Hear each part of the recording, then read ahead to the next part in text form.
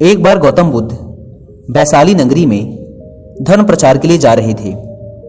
जब वे नगरी के बीचों बीच से गुजर रहे थे तो उन्होंने देखा कि कुछ सैनिक तेजी से भागती हुई एक लड़की का पीछा कर रहे हैं।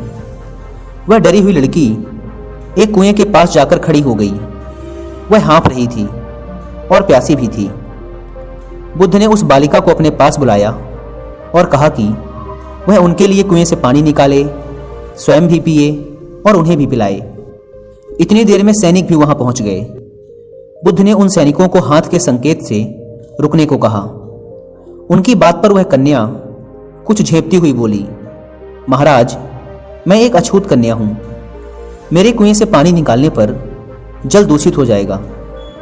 बुद्ध ने उससे फिर कहा, पुत्री, बहुत जोर की प्यास लगी है, पहले तुम पानी पिलाओ। इतने में वैशाली के राजा भी वहां आ पहुंचे।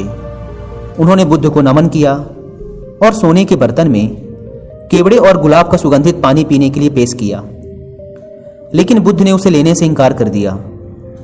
बुद्ध ने एक बार फिर बालिका से अपनी बात दोहराई। इस बार बालिका ने साहस बटोरकर कुएं से पानी निकालकर स्वयं भी पिया और गौतम बुद्ध को भी पिलाया। पानी पीने के बाद बुद्ध ने बालिका से भय का कारण पूछा। कन्या ने बताया, मुझे संयोग से राजा के दरबार में गाने का अवसर मिला था।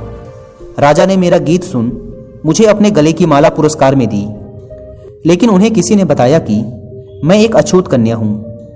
यह जानते ही उन्होंने अपने सैनिकों को मुझे कैद खाने में डाल देने का आदेश दिया।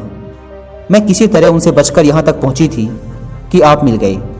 इस पर बुद्ध ने कहा, सुनो राजन, मैं चाहता हूं कि आप मेरी इस बात को हमेशा याद रखें कि किसी भी इंसान की पहचान उसके धर्म या जाति से नहीं, बल्कि उसके गुणों और कर्मों से होती है।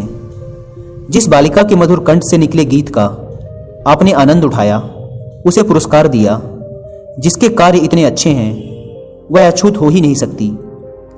यहां पर नीची सोच और छोटे कार्य करके अछूत होने का परिचय तो आपने दिया है। इसलिए मेरी नजरों में यह कन्या नहीं, बल्कि आप अछूत हैं। वैशाली नरेश बुद्ध के सामने शर्मिंदा होने के अलावा और कर भी क्या सकते थे।